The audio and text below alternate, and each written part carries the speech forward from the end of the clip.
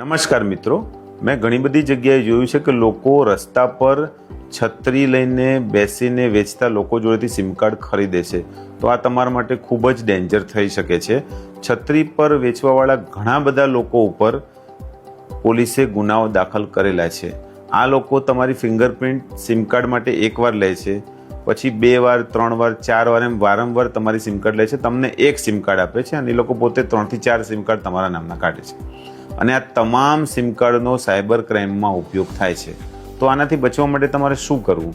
તો સૌથી પહેલાં તો કોઈ પણ છત્રી લઈને બેસતા માણસ જોડે સિમ કાર્ડ લેવા નથી. ઓથેન્ટિકેટ સ્ટોરમાં જઈને તમે સિમ કાર્ડ લો.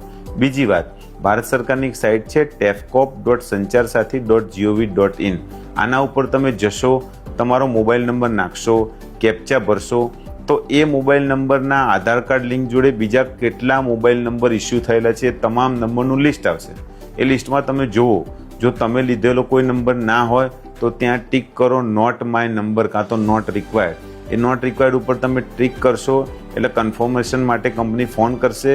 કંપનીને કન્ફર્મ નહીં લાગે તો 24 કલાકની અંદર એ સિમ કાર્ડ તમારું બંધ કરશે.